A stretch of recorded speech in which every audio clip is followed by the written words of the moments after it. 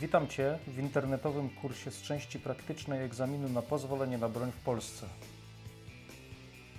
W tej lekcji omówimy praktyczną część egzaminu na pozwolenie na broń dotyczący pistoletu Glock 17, czyli przestrzegania szczegółowych zasad zachowania bezpieczeństwa na strzelnicy, umiejętność prawidłowego rozkładania i składania Glocka, technika ładowania i rozładowywania broni, postępowania z bronią niesprawną w stopniu uniemożliwiającym dalsze strzelanie, określenie i nazewnictwo części broni. A więc zaczynamy. Na egzaminie oraz w życiu codziennym, jak już będziesz broń posiadał, bezpieczeństwo jest najważniejsze i nie należy przechodzić obok tego obojętnie. Nigdy nie dotykaj broni bez zgody egzaminatora.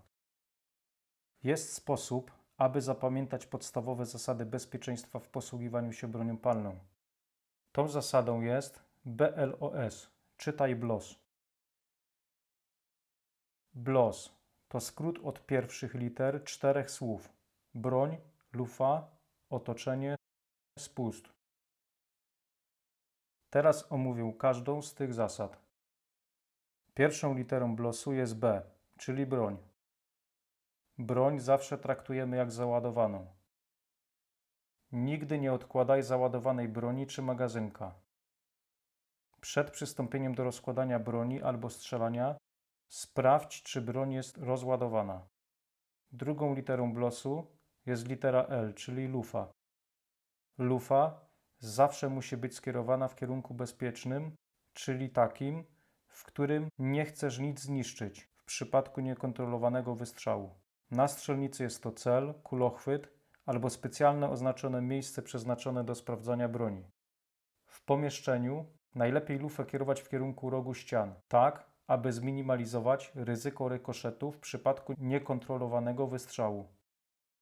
Jeśli chodzi o tę zasadę bezpieczeństwa, to przy rozkładaniu i składaniu broni podczas egzaminu na pozwolenie na broń poza strzelnicą, np. w pomieszczeniu sali, to przed wzięciem broni do ręki zapytaj komisję egzaminacyjną, gdzie wyznacza miejsce bezpieczne celowania broni i zawsze kieruj broń w to miejsce oraz odkładaj broń z lufą skierowaną w to miejsce. Kolejną trzecią literą BLOS-u jest litera O, czyli otoczenie. Przed oddaniem strzału sprawdź otoczenie. Upewnij się, że nikt ani nic nie znajduje się na linii strzału. Jeśli poza strzelnicą, np. w domu, chcesz oddać strzał kontrolny, np. po rozładowaniu broni, to upewnij się, że w danym pomieszczeniu nikt nie przebywa z wyjątkiem Ciebie, a drzwi są zamknięte i kieruj broń w kierunku bezpiecznym, który omówiłem wcześniej pod literą L, lufa. Ostatnią i czwartą literą BLOS-u jest S, czyli spust. Nigdy nie trzymaj palca na spuście. Palec na języku spustowym połóż tylko wtedy, kiedy jesteś pewny, że spełniłeś warunek L oraz O BLOS-u, czyli lufę skierowałeś w kierunku celu oraz sprawdziłeś otoczenie i jesteś pewny strzału. Zasada BLOS powstała z myślą, aby zapobiec głupim wypadkom z bronią. Jest takie przysłowie: broń raz do roku sama strzela. Otóż nie. Broń nigdy sama nie strzela, tak jak długopisy nie robią błędów ortograficznych. To człowiek musi zawsze pociągnąć za spust. Dlatego naruszenie choć jednej zasady bezpieczeństwa BLOS-u skutkować może w przyszłości wypadkiem. Słuchaj komend egzaminatora. Nie przystępuj do rozkładania broni, jeśli nie dostaniesz wyraźnego polecenia egzaminatora.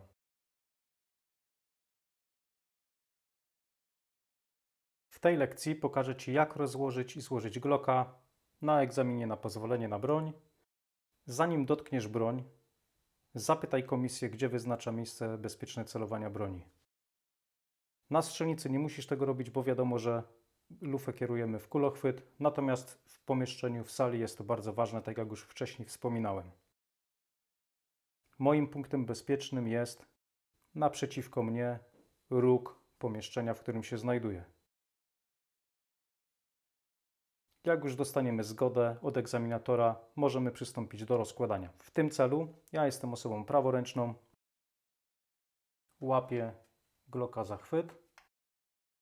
Zwróć uwagę, że cały czas pistolet będę miał z lufą skierowaną prosto Nie manewrujemy tą bronią na boki ani góra-dół. Staramy się, żeby cały czas lufa była skierowana prosto. Przed rozłożeniem broni muszę tą broń rozładować. Muszę się upewnić, że broń jest rozładowana. W tym celu wyjmuję magazynek.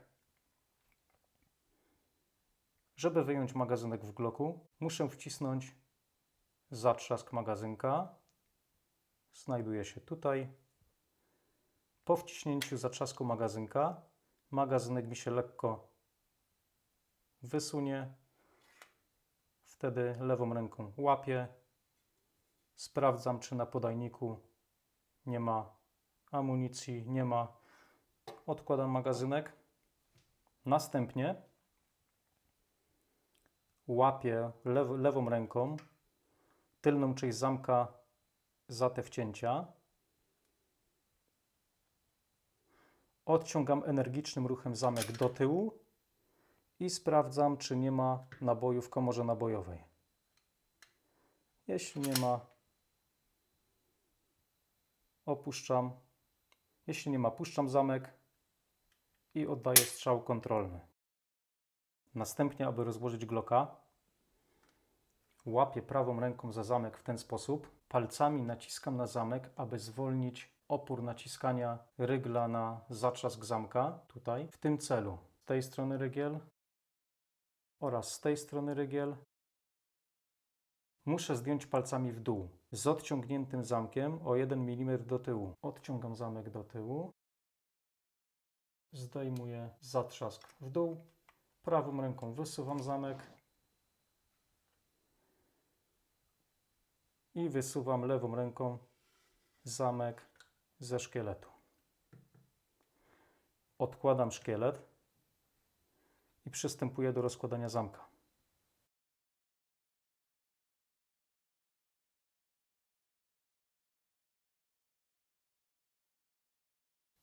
Aby rozłożyć zamek, muszę wyjąć najpierw urządzenie powrotne. Aby je wyjąć, wkładam w tym miejscu palce i pociągam po prostu i urządzenie powrotne samo wychodzi. Odkładam. Następnie mogę przystąpić do wyjęcia lufy z komorą nabojową. Aby ją wyjąć, palcem wskazującym prawej ręki wciskam sobie na część komory nabojowej, która wystaje z górnej części zamka. Wciskam, łapię za rygiel, wysuwam lekko lufę do przodu, podnoszę do góry i wysuwam do tyłu. Odkładam zamek. Następnie odkładam lufę z komorą nabojową. Zobacz, wszystkie części mam ułożone po kolei. Magazynek, urządzenie powrotne, lufa z komorą nabojową, zamek oraz szkielet.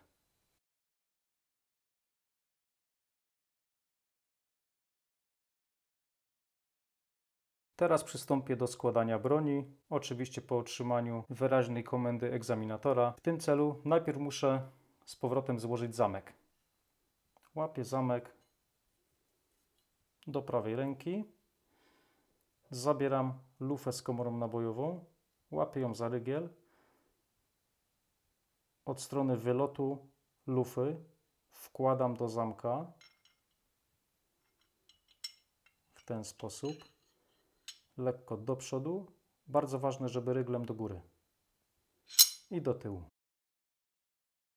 Następnie urządzenie powrotne. Zwróć uwagę, że urządzenie powrotne z dwóch stron lekko się różni. Z jednej strony, jak popatrzysz na urządzenie powrotne, jest sprężyna zakryta. Z tej strony jest częściowo otwarta. Zawsze tą stroną zakładamy na zamek i tyłem urządzenia powrotnego wkładamy na rygiel, na drugi schodek.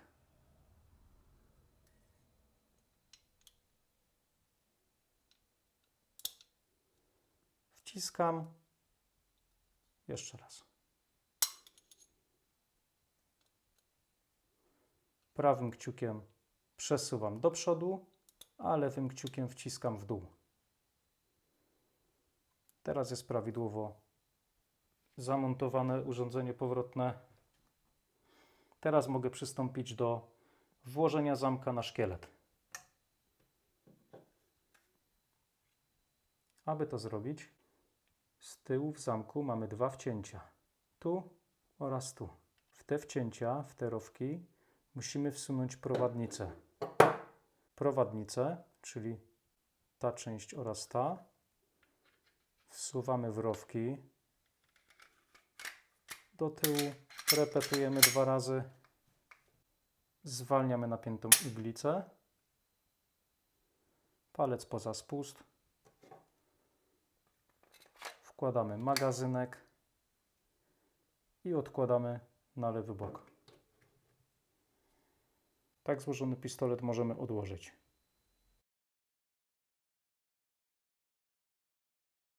Ładowanie magazynka.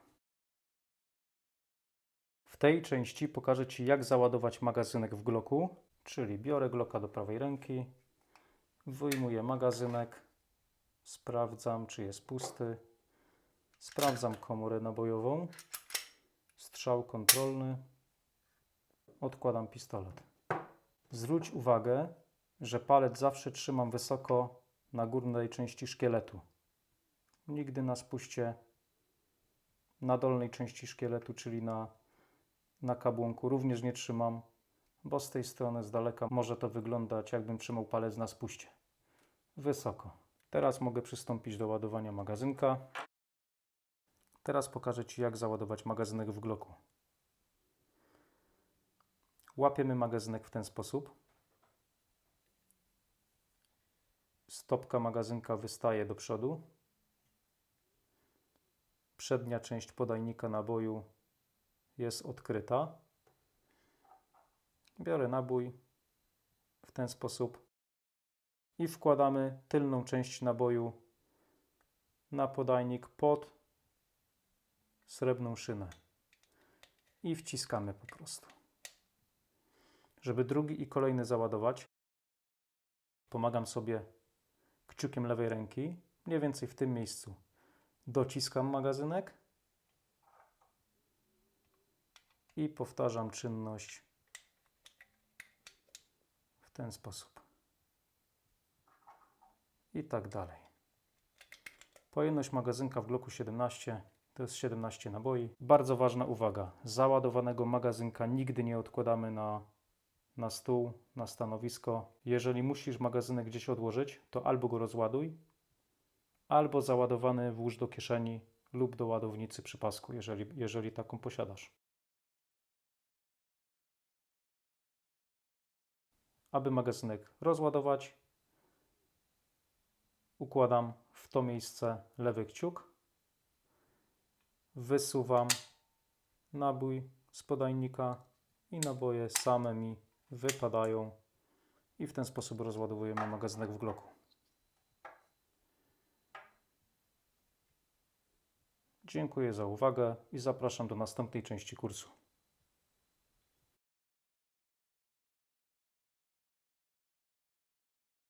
W tej części pokażę Ci, jak załadować Glocka oraz go rozładować. Ze względów bezpieczeństwa nie będę wkładał amunicji do magazynka, ale przyjmijmy, że ten magazynek jest załadowany amunicją. Biorę pistolet do lewej ręki. Sprawdzimy komorę, czy jest pusta. Strzał kontrolny. I teraz tak, wkładamy magazynek do gniazda magazynka. Lekko dobijamy. Łapiemy z tyłu za rowki. Odciągamy do tyłu i puszczamy.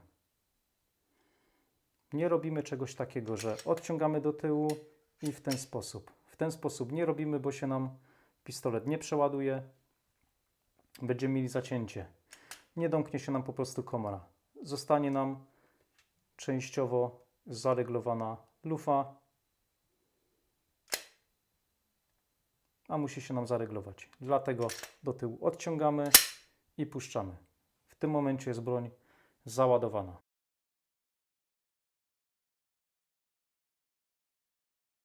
Aby broń rozładować, zwalniamy magazynek i wyrzucamy nabój z komory nabojowej, odciągając zamek do tyłu. Raz i puszczamy. Oddajemy strzał kontrolny. Pokażę teraz to samo z amunicją ćwiczebną. Do tego celu mam amunicję ćwiczebną z pociskiem plastikowym, bez prochu wiadomo, czyli wyjmuję magazynek, sprawdzam komorę nabojową, oddaję strzał kontrolny, odkładam Glocka, ładujemy magazynek, biorę pistolet do prawej ręki, wsuwam magazynek do gniazda magazynka, dobijam lewą ręką, przeładowuję pistolet i w tym momencie mamy broń gotową do strzału. Teraz, aby rozładować pistolet, należy wyjąć magazynek. Jeżeli amunicja znajduje się jeszcze w magazynku, nie odkładamy magazynka. Chowamy do kieszeni albo wkładamy do ładownicy przy pasku. Ja mam magazynek pusty, dlatego odłożę. Wyrzucamy nabój i strzał kontrolny.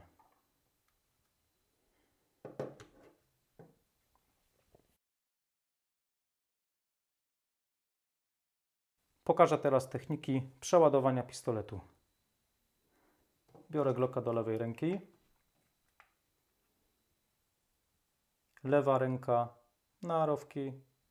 Energicznie odciągam lewą ręką zamek do tyłu i puszczam. Broń przeładowana. Drugim sposobem jest złapanie zamka w ten sposób i energicznie do tyłu i puszczamy. Broń gotowa do strzału. Zwolnimy iglicę, odłożymy. Teraz tak. Po ostatnim strzale zamek zostanie w tylnym położeniu. To znak, że w broni nie ma amunicji, skończyła się amunicja albo nastąpiła jakaś awaria. W takim wypadku należy sprawdzić komorę nabojową, czy nie ma naboju. Jeżeli nie ma, zrzucamy magazynek, sprawdzamy jeszcze raz komorę nabojową oraz magazynek.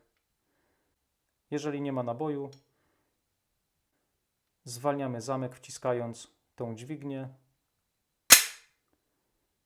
Oddajemy strzał kontrolny, wsuwamy magazynek i odkładamy na lewy bok.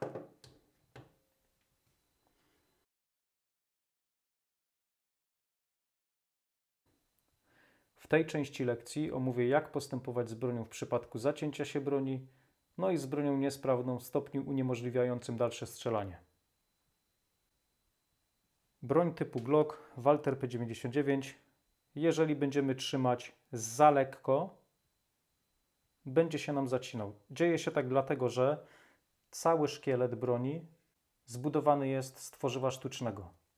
Natomiast zaś sam zamek, lufa z komorą nabojową oraz części są już ze stali. Górna część pistoletu jest zbudowana ze stali, czyli z materiału twardego i ciężkiego, natomiast szkielet oraz chwyt jest ze stopów lekkich. Jeżeli będziemy trzymać tą broń za lekko, pistolet podczas strzału za mocno nam podskoczy do tyłu i zamek nie będzie w stanie pobrać kolejnego naboju z magazynka do komory nabojowej.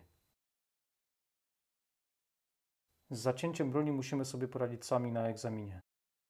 Natomiast jeżeli dojdzie do awarii broni w takim stopniu, że nie będziemy mogli sami sobie z tym poradzić, wówczas należy broń niesprawną oddać egzaminatorowi. Jeżeli podczas strzelania za którymś razem usłyszymy klik, ale nie dojdzie do strzału, to znak, że albo zamek nie został po ostatnim strzale w tylnym położeniu, albo doszło do zacięcia się broni. Co należy wówczas zrobić? Lekko odchylamy zamek do tyłu w ten sposób i sprawdzamy, czy w komorze nabojowej nie ma naboju. Jeżeli nie ma, odchylam jeszcze dalej i sprawdzam, czy na podajniku naboju nie ma amunicji. Jeżeli nie ma, odciągam zamek do tyłu, zamek zostaje w tylnym położeniu. Może być tak, że doszło do awarii dźwigni zwalniającej zamek, no i zamek nie zostanie w tylnym położeniu, tylko spadnie, tylko opadnie do przodu. Wówczas wyjmujemy magazynek, sprawdzamy, czy nie ma naboju na podajniku naboju. Jeżeli nie ma, odkładamy zamek, sprawdzamy komorę nabojową, strzał kontrolny i odkładamy. Następnym zacięciem jest tak zwana fajka. Dzieje się tak, jeżeli za lekko będziesz trzymał broń. Żeby poradzić sobie z takim zacięciem, odciągamy lekko zameczek do tyłu, wyrzucamy łuskę, sprawdzamy, czy w komorze nabojowej nie ma naboju. Jeżeli nie ma, sprawdzamy, czy na podajniku naboju nie ma naboju. Jeżeli nie ma, odciągamy zamek do tyłu i przeładowujemy broń i kontynuujemy strzelanie. Kolejne zacięcie, również fajeczka, ale pokażemy troszeczkę z innej strony. Oczywiście odciągamy zamek do tyłu, wyrzucamy łuskę, sprawdzamy komorę nabojową. Okazuje się, że w komorze nabojowej mamy nabój cały. Domykamy i możemy kontynuować strzelanie. Kolejnym zacięciem się broni to jest coś takiego, jeżeli nie domknie nam się zamek. W tym celu należy odgiąć zamek lekko do tyłu i puścić, albo dobić lewą ręką, uderzając w tylną część zamka w ten sposób. I możemy kontynuować dalsze strzelanie. Podstawowym zacięciem się broni to jest przeładujemy pistolet, natomiast nabój nie wszedł do komory nabojowej. Zobacz. Magazynek nie został dobity dłonią. W tym celu należy dobić magazynek, jeszcze raz przeładować i teraz możemy kontynuować strzelanie. Teraz pokażę, jak rozłożyć i złożyć Glocka 17. Biorę Glocka do prawej ręki, wysuwam magazynek, sprawdzamy komorę nabojową, pusta, daję strzał kontrolny, łapię pistolet w ten sposób, odciągając zamek o milimetr, zwalniając jednocześnie napięcie naciskania rygla komory nabojowej na blokadę zamka. Zdejmuję z dwóch stron blokadę zamka. Jednym palcem z tej strony kładę, drugi palec z tej strony kładę. Zdejmuję te zabezpieczenie w dół. Prawą ręką wysuwam lekko zamek ze szkieletu, no i lewą ręką zdejmuję zamek. Wyjmuję urządzenie powrotne. Naciskam na komorę nabojową z tej strony palcem wskazującym prawej dłoni. I w ten sposób wyjmuję lufę z komorą nabojową. Kolejną częścią egzaminu praktycznego to jest nazewnictwo części broni. Możemy mieć dwa pytania. Albo proszę wymienić istotne części broni na przykładzie Glocka Istotne części broni, jak już wiesz, to są te, na które jest wymagane pozwolenie na broń. W Glocku istotnymi częściami broni to jest szkielet broni, zamek oraz lufa z komorą nabojową.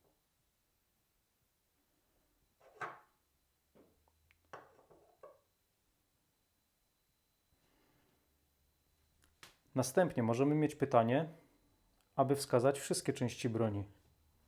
Wówczas i tak należy zacząć od tych istotnych, czyli szkielet broni, zamek, lufa z komorą nabojową. Następnie mamy język spustowy z bezpiecznikiem, kabłąk, zatrzask magazynka, dźwignia zwalniająca zamek, zatrzask zamka. Następnie mamy prowadnicę zamka. To są 4 blaszki wtopione w szkielet. Blok ryglowy. Szyna spustowa. Wyrzutnik. Teraz omówimy zamek. Zamek składa się tak. Z okna wyrzutowego łusek, muszka, szczerbinka. Muszka, szczerbinka są przyrządami celowniczymi stałymi. Następnie mamy wyciąg.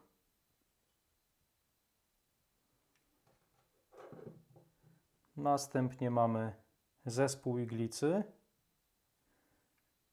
bezpiecznik przedni iglicy, bezpiecznik tylny iglicy oraz płytka oporowa. Lufa z komorą nabojową, to jest rygiel. Następnie urządzenie powrotne składa się ze sprężyny i z żerdzi. To w środku to czarne to jest żerdź.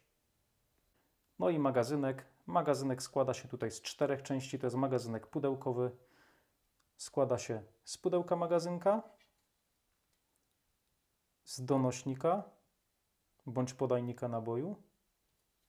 W środku jest sprężyna magazynka oraz stopka magazynka, czy jak to woli denko. Dziękuję za uwagę.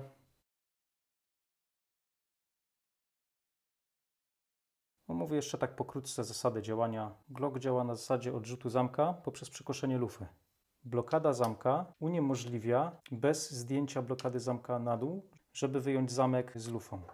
Komora nabojowa ma tutaj taki specjalny uskok, który wchodzi w zderzak i sprężyna powrotna naciska nam po prostu na tą lufę i tym samym domyka komorę nabojową. Podczas przeładowania lufa robi taki ruch do tyłu, lufa się nam przekasza i do przodu. Odryglowany. Bardzo ważnymi elementami, aby działała automatyka tego pistoletu, to jest wyrzutnik, który powoduje wyrzut łuski na zewnątrz oraz wyciąg, który za pomocą pazura wyciągu, który łapie zakryzę naboju i wyciąga łuskę z komory nabojowej. Czyli tak, wyciąg wyciąga z komory nabojowej łuskę, która to, trafiając kantem na wyrzutnik, wypada przez okno wyrzutowe łusek na zewnątrz.